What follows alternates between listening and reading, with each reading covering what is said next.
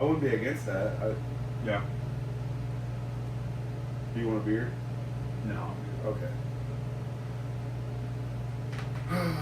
Let's just fucking jump into it. We'll start with your car on the setup because mine's gonna be pretty quick. Alrighty. So I'll try to. I'm gonna do a little thing real quick. So, all right, guys. It's Ben and Billy here. Obviously, you've seen me. I'm driving the Civic. Billy's driving the Fox Body Mustang. I feel like we've talked about the setups on the cars a little bit here and there. I don't think we've really sat down and like told you guys what is in each car. So we're gonna start with Billy's. I think you guys, if you paid enough attention, probably not. If you guys have paid enough attention, you probably know a decent amount about my car. But Billy, go ahead and lead us off with your car.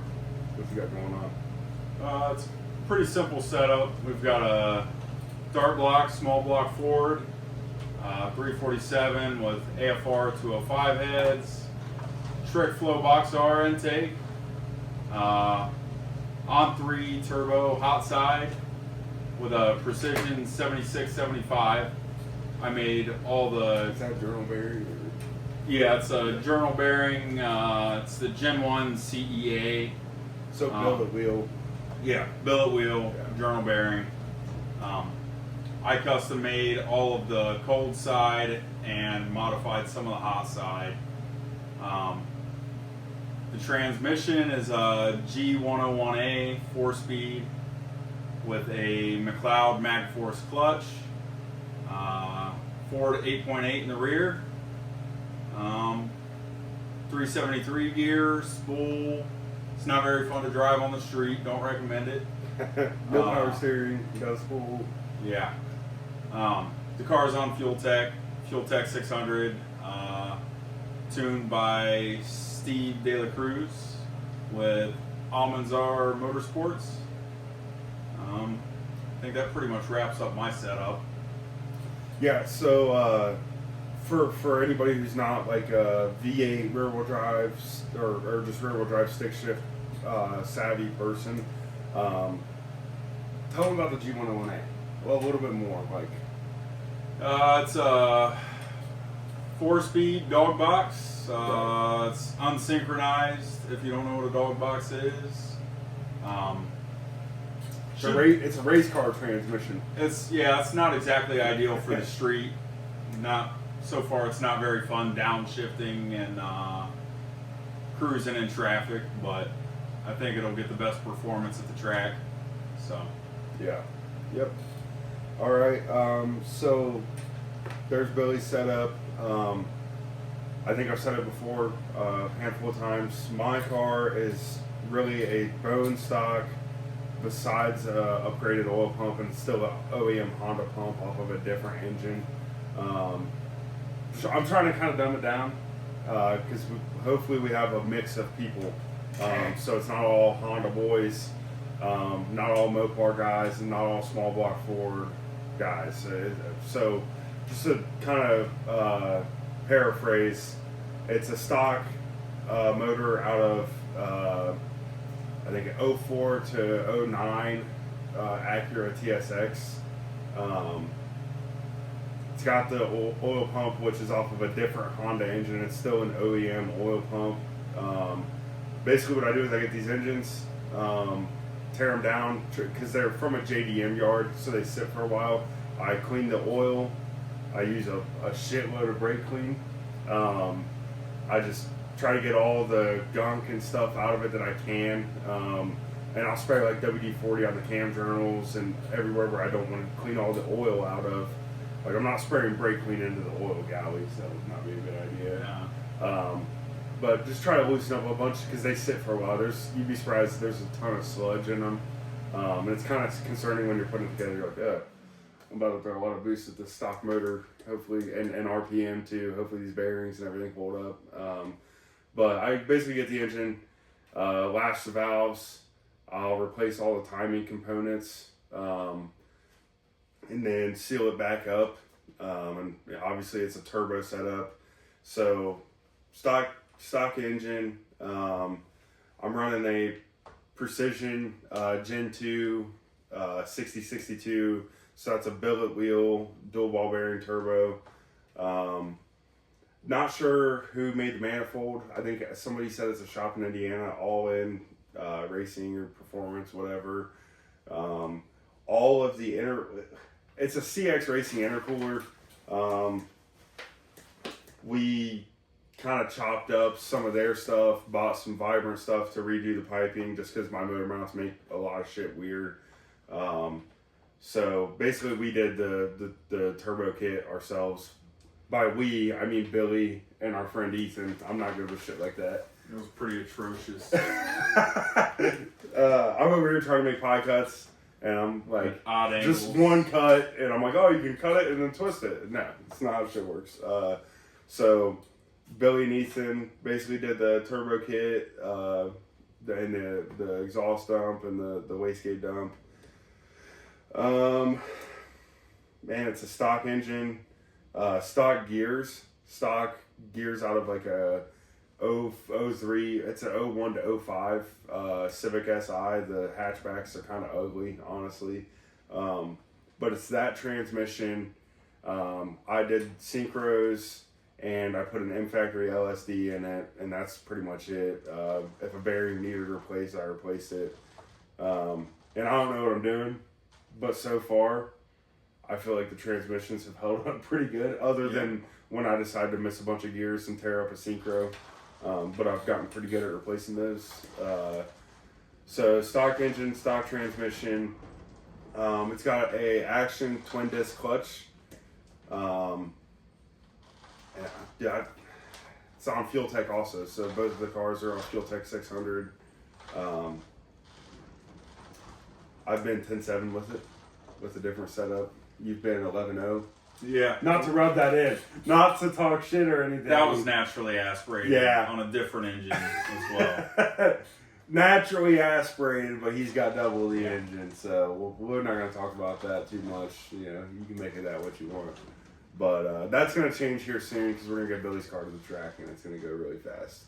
So, but yeah, that's pretty much it for the setups. If you guys have any questions, you can hit me up on other social media platforms if you know me, or just comment. So going from that, we made a list just so we didn't miss anything. I had a boost control issue before the dyno. We thought we fixed it. I think I covered a lot of that in another video. We thought we fixed it.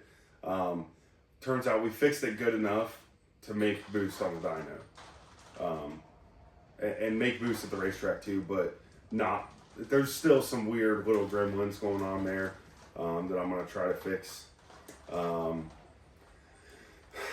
We took Billy's car out the day before the dyno rental, and it really, the purpose of taking it out. But you had made some hits with Steve, right? Or yeah. We made some little hits. We only had a 2-pound gate spring in it. And we saw 2 PSI on the data log. We wanted to go ahead and make sure that the CO2 was working. So the next day, Ben and I turned the CO2 on and took it out, and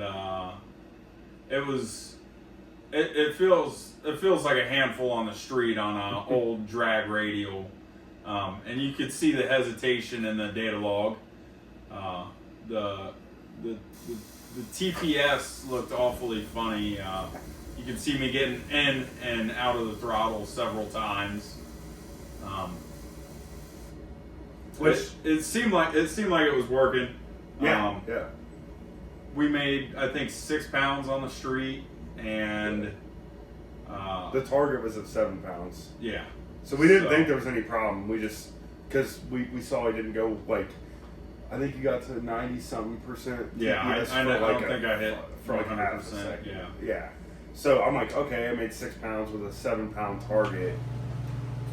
That's, if he was wide open throttle running it out, that would have made 7. Yeah.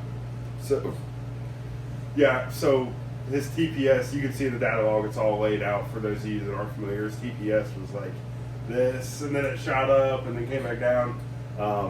and I was busting his balls, just kind of messing with him. I know it's got to be like, even if I was driving, like maybe I'm a little dumber and I would have sent it, which we're gonna find out here in a minute that maybe it was a good thing that Billy was scared shitless. That's a good way to put it. Yeah, we'll talk about that in a second. So going on from that, boost seemed all right.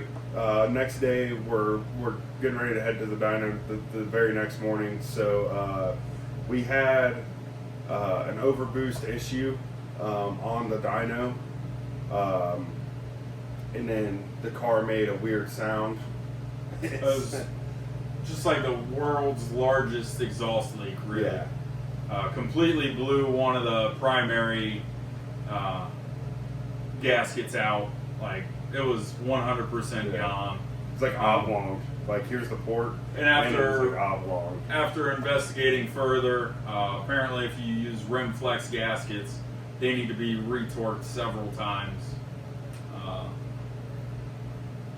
So that's pretty much it. So you'll see in the video, I think I did a decent job. The reason we're sitting down and talking about this stuff is because Dyno Day was busy and we're still new to trying to record and document stuff. So it was a little chopped up. You'll see Billy's car was on the dyno initially, had problems, took it off, put my car on the dyno, so I wasn't able to record. I was busy on the dyno. So going into the next issue, they fixed the manifold. Walk them through the fix on that. Obviously, it's kind of straightforward. Yeah, I mean, we had a set of gaskets at our buddy Ethan's house. Luckily, everything was local. Yeah, everything was in Hilliard, so we were able to pick up some tools, pick up the gaskets. We were in between back, your house and Hilliard, so yeah. By the time we got everything we needed, the car was cool, so I was able to pull the turbo manifold, get that all squared away, and then just at that time, Ben was wrapping up on the dyno. Come to find out, it's not what caused the manifold gasket to blow, but the outputs for the boost increase and decrease were swapped. So we accidentally hit 35 pounds of boost on the dyno. So we'll break that down real quick. And I don't understand the dual MAC valves CO2 setup, but if I'm not mistaken, whenever you swap the outputs, or if you swapped the I don't know which line, if you just completely ran them backwards, vacuum line wise, instead of putting pressure on top of on the bottom of the gate to regulate boost, or on top of the, like you're flipping that. I think essentially what happened is it doesn't let the pressure bleed off to get to the target boost. Okay, so you're putting a gate shell with 70 pounds of fucking dome pressure. Yeah. You basically. Yeah. What was? I don't even remember what the boost cut was set to. I think it was 35 pounds. Okay. Yeah. Which, I mean, Steve's used to tuning 4-cylinder stuff, that's not uncommon. Yeah, not crazy. 35, and if the boost cut wasn't there, we might have seen fucking 70 pounds no pressure, and we might have had a really, really bad day. But yeah, we quickly rectified that. That's the nice thing about having somebody who's so familiar with the software. Steve was able to literally go in and flip the outputs. What did we do? We flipped the outputs, made a baby pool. Yeah, just to make sure it was working right. And it was working right. So boost control. Now Billy's car's on dyno. We ran into problem 1, fixed that. Problem 2, fixed that. Walk them through. Man, I mean, I don't remember how many more pulls we made. Like, it was like 3 or 4 more pulls maybe after that. So 3 or 4 more pulls later. We made a wastegate spring pressure change. That's right. Which did Steve ever elaborate as to why? I can't remember. I can't remember either. Steve's the expert, so he told us to change the wastegate spring. I think he was thinking that it was taking too much CO2 dome pressure to make X amount of boost, so because of the back pressure and the wastegate spring pressure was too light, so it was pretty much just holding it open. Yeah. So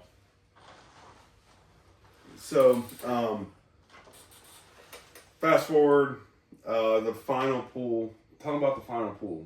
Break down the final pull. So final pull on the dyno. It was nerve wracking operating the car on the dyno, by the way. I'm sitting there cruising at 3,000 RPM, going through the process again, 100% throttle, and I got up to 7,000 RPM and went ahead and hit the dyno brake, pressed the clutch in, and let it rev down, and it was a smoke show at that point, which we're not entirely sure if it was 100% the clutch. We did also blow the dipstick tube out of the dipstick holder. Yeah, the dipstick out of the dipstick tube. Or dipstick, whatever. Which what I mean. Not to throw any shade or nothing. I mentioned it. Like, did we check the? It might have been a couple days before. Yeah. I think I checked the oil and I'm like, dude, that dipstick is like comes out so easy. And on like my car, that usually it can see a good bit of crankcase pressure because you're cramming a lot of boost into a small engine. Like that would blow the dipstick tube out. But I've heard of it on V8s too, and it happened. So for you guys running turbo setups, like something to think about. Obviously, I mean, and you've got good ventilation. Tell them about that. Steve said it might not be enough, which something else I need to look into is the if there's a baffle in that can. Yeah, that could be hurting me. I would think there is. I think there is, and I don't think you're supposed to.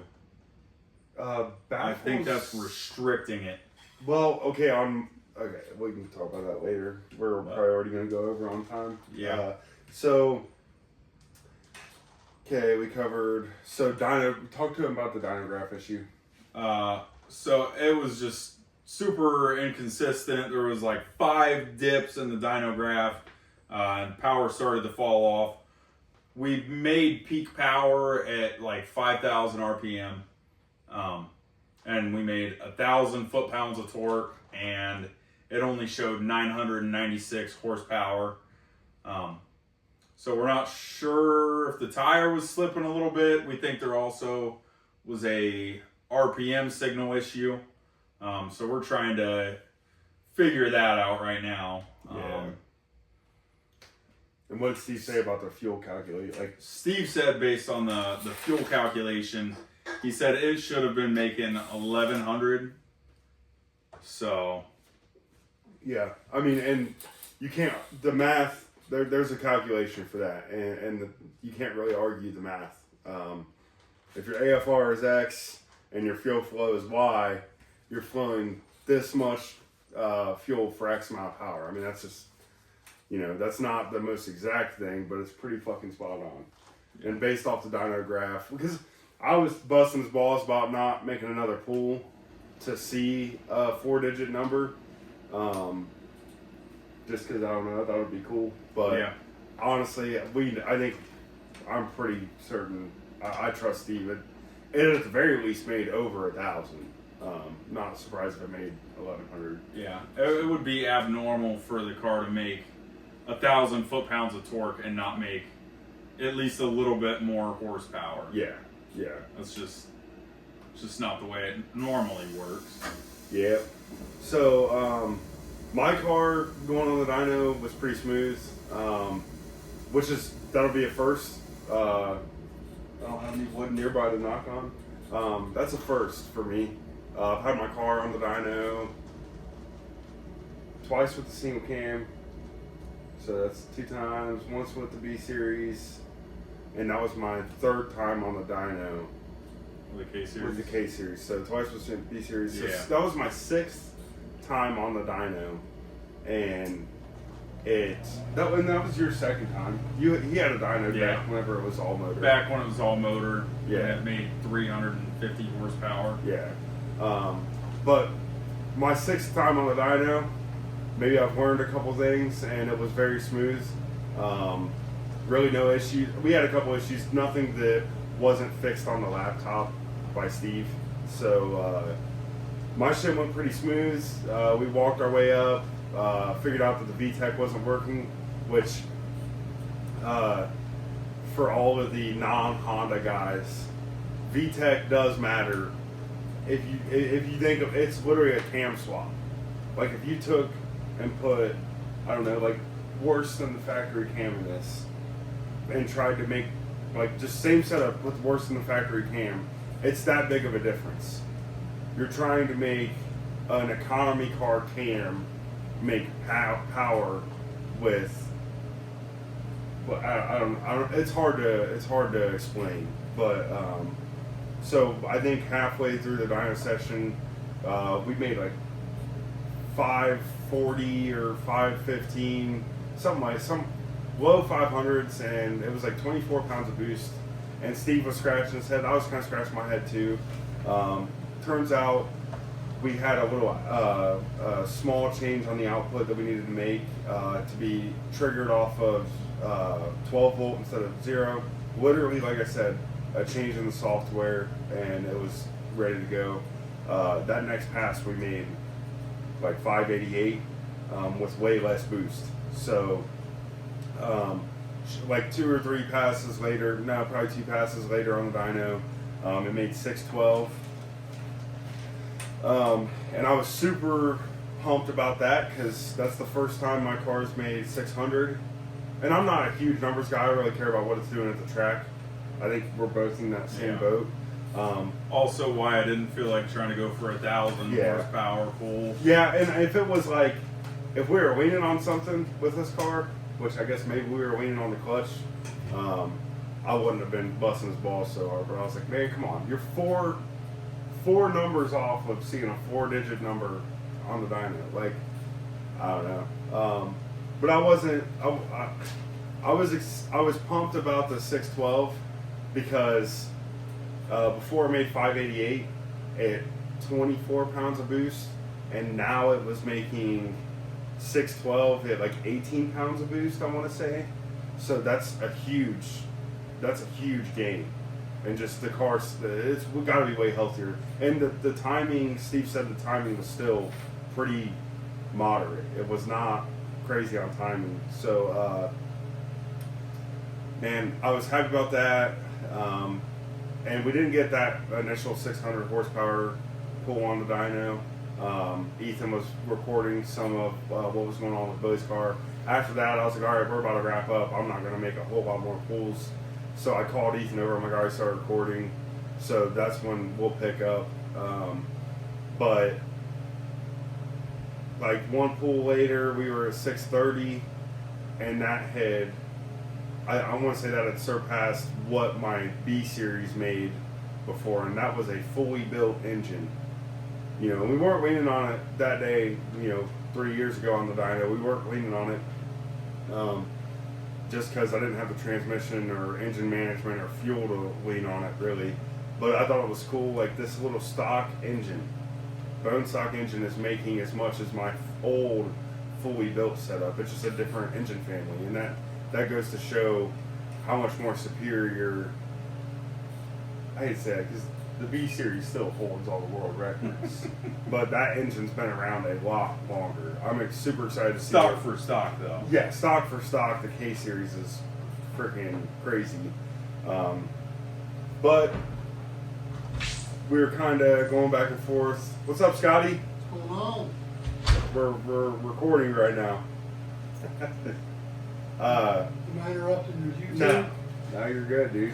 Come on in. Bring up a chair. There's one right there. Want a beer? Let's come over and see what it weighed. Oh shit, We dude. haven't scaled it yet. I'm gonna have to edit that out. This is a fucking new video, or this is an old video. Fucking. Peace out. So I was kind of going back. I had joked about maybe wanting to make 700. That's 600 is obviously kind of at the ragged edge on the stock motor. People have made 700, so I was kind of curious if it would do it. And I had a little moment of ballsiness. I was like, "Fuck it, let's do it." Honestly, you weren't there for this. Unfortunately, you weren't there for that. That's how it always goes, though. Yeah. Every time my shit's on the dyno, you're busy. Like, fucking, something goes wrong. But, I had a moment of ballsiness. I'm like, screw it, we'll go for 700. And Steve made some changes. I think Steve knew it was at the ragged edge. So he was trying to make the power in the best way. And we made like 2 or 3 more pulls on the dyno. And it only worked its way up to 650. And I was getting nervous. I'm like, if we could make a Hail Mary 700, like just do it now and be done, I was going to be cool with that. But I didn't like how we were creeping up on it. I didn't like the repeated abuse. I thought that was just going to put more wear and tear on it and make it more prone for breakage. So once it made 648, I called it there. So yeah, that's kind of why I didn't want to didn't like follow through with my 700 horsepower short-term dream, just because I was like, man, we're just making pull after pull after pull, when I just, I was 650, I should be way more than happy, honestly. 612, I should have cut it off at 612, honestly. But yeah, just wanted to say that Lucor was awesome to us. Yeah, it was a good time. Yeah, Rich and Austin. Yeah. Names, yeah. They were super, they were willing to work with us. Good sports about having to pull one car off a dyno to put another car back on. Yeah, I felt bad about that. Because, like, I know how it is loading a race car on and off the trailer. It's a bitch. It's just annoying. On the dyno. Yeah. And they didn't skip a beat. They were like, yeah, we'll pull that off the dyno, we'll put yours on, and, later we'll put his back on. Super good sports about that. Billy borrowed a spark plug wire. Yeah, I melted one plug wire. Yeah. And then today we found out that there was several more getting ready to go. So It's something we're going to work on. So, we wanted to give a big thanks to Steve. Man, Steve for me, he's always been there with the Fuel Tech stuff. And anybody who's in the Fuel Tech community, especially 4-cylinder world, but really not even just 4-cylinder world, he's helping everybody. yeah. I've said it several times, like, Steve, Fuel Tech needs to be paying Steve a lot of money, because if it wasn't for Steve, getting the K-Series engine to run on Fuel Tech sometimes can be a bear. And that's one of the gripes about Fuel Tech versus other engine managements. That's just how it is. Man, I talked him into going to Fuel Tech because that's where I was going, because I've seen other guys do it, and he watched a lot of my struggles and was probably pretty nervous about how it was going to go with his car. But Steve was awesome. I mean, he's helped me for fucking 2 years now, and he's been right there where we need him with Billy's car. So, and made it look easy on the dyno. 1 a.m. working on trying to get the car to run, I think it was that one night. Yeah. And he got it. Yeah. Didn't take very long. That made our night for sure. Yeah. We hadn't heard this thing run right in so long. So, I think that's going to be it for this part of the video. I'm probably going to break it up and try to put like each topic in correlation with the video. So, yeah. We'll do a quick outro. Stay tuned. The next video coming out is going to be us putting my uncle's big block Indy cylinder. It's a big block Mopar built by Indy cylinder heads. He'll give a rundown in that video. But we're going to be putting that in this CUDA. And the next one coming down the line is me getting my car out to the track. So we might have a few videos coming out over the next week. So, yeah. If you made it to the end, appreciate it. If you clicked off early, fuck you. But yeah, thanks for watching. Like, comment, and subscribe. Comment whatever you want. If you want to talk some shit, comment that. If you know us and you want to be funny, comment that too. So everything helps. See you guys later.